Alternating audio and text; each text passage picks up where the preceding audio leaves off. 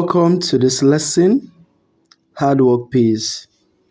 It is another beautiful term, and we're going to be learning about so many topics. Today we have presidential and parliamentary system of government. The objectives for this lesson are you should be able to know the meaning of presidential and parliamentary system of government, the functions of the president as the head of states and the head and as the head of government.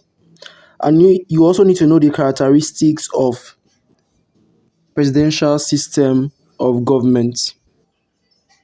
What is presidential system of government? Presidential system of government is defined as one in which the head of state of a country is also the head of government.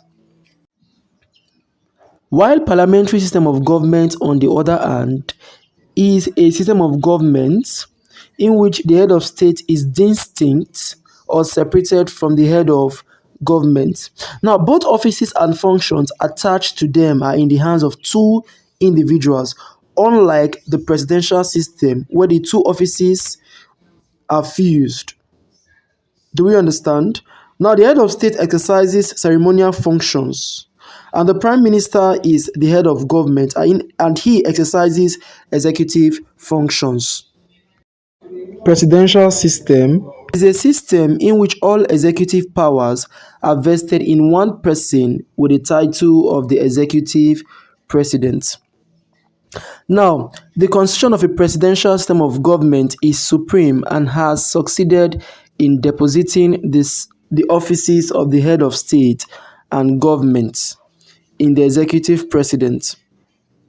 For example, in Nigeria's Second Republic of 1979 to 1983, President Shehu Shagari was both the head of state and government of Nigeria, exercising executive powers within the system. He was also the commander-in-chief of the armed forces and the police. In a presidential system of government, the whole country is the president's constituency and is popularly elected by the electorate, which is the people. Let's look at the functions and powers of the president as head of state. In this system, the president is both the head of state and the head of government. So now let us see the functions of the president as the head of state. Here we have assent. The president has the power to sign a bill into law. Now, he can, however, refuse signing a bill if it's not properly documented until they are corrected or normalized by the two houses. Now, the two houses here are the House of Senate and the House of Representatives. The next here is visitors. Now, the president receives visitors from other parts of the world. That is another function. The next is international conferences. Now, he represents the country at international conferences such as the United Nations Organization and the Organization of African Unity. Another function here is ceremonial functions. When we talk about ceremonial function, the president represents the country at some events like fundraising, taking salute at parade grounds, Independence Day celebrations, and so many other functions in the country. So now let us see the functions of the president as the head of government. As the head of government, what do you think are the functions of the president? Here we have is the head of state and government. Now, the executive president is both the head of state and government in a country. Another function here as the head of government is in control of the department of government known as the civil service.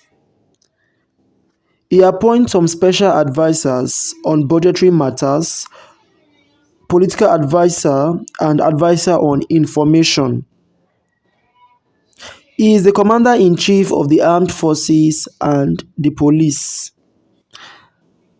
He also initiates the formulation of policies in the country.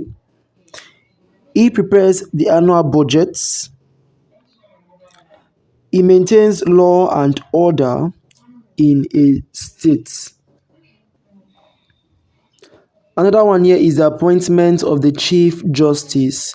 The president, the head of government, appoints Chief Justice of the Federation as the accounting officer of the judiciary. And we also have revenue allocation. He initiates moves on allocation or the sharing of revenue among the three levels of government. So then when we talk about revenue, they are the income the government receives from tax payments and other sources in a country. Let's see the characteristics of the presidential system of government.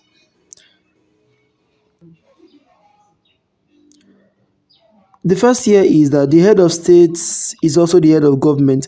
Now, the executive president serves as both the head of state and that of government in a presidential system. He performs ceremonial and executive functions. The president performs both ceremonial and executive functions in a country. He is also popularly elected by the electorate. Now, the whole country is his constituency. He also appoints cabinet members. Now, he has the constitutional power to appoint any members of his cabinet from within and outside his own party. Now, this president has a fixed term of office. Now, the president is elected for a fixed term of office. For example, in Nigeria, it is 4 years. There is what we call individual responsibility in this system. Now, ministers are individually responsible to the president who appointed them. Now, he therefore has direct control over them. He can also dismiss members of his cabinet or even reshuffle the entire cabinet. And in this system, there's what we call separation of powers.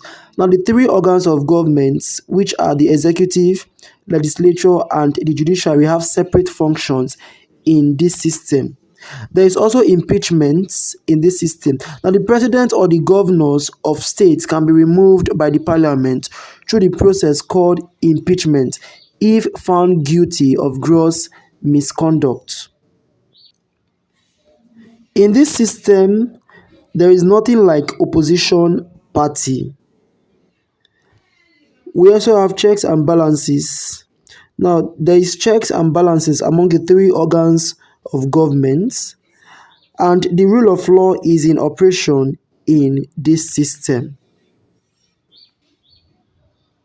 Now we have come to the end of this class. Thank you for being part of this lesson. Until next time, and bye.